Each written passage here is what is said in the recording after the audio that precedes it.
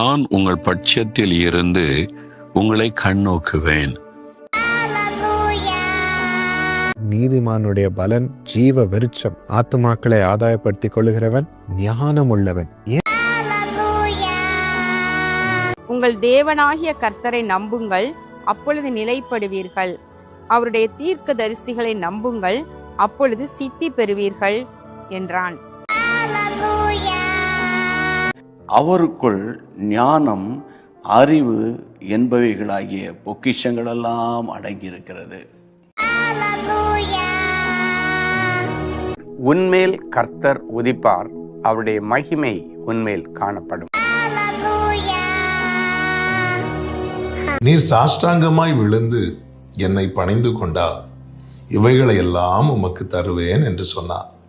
அப்பொழுது இயேசு, அப்பாலே போ சாத்தானே, உன் தேவனாகிய கர்த்தரை பணிந்து கொண்டு அவர் ஒருவருக்கே ஆராதனை செய்வாயாக என்று எழுதியிருக்கிறதே என்றார்.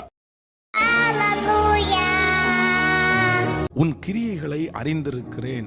உனக்கு கொஞ்ச பலன் இருந்தும் நீ என் நாமத்தை மறுதலியாமல் என் வசனத்தை கை கொண்டபடினால் இதோ திறந்த வாசலை உனக்கு முன்பாக வைத்திருக்கிறேன், அதை ஒருவனும் பூட்ட மாட்டான்.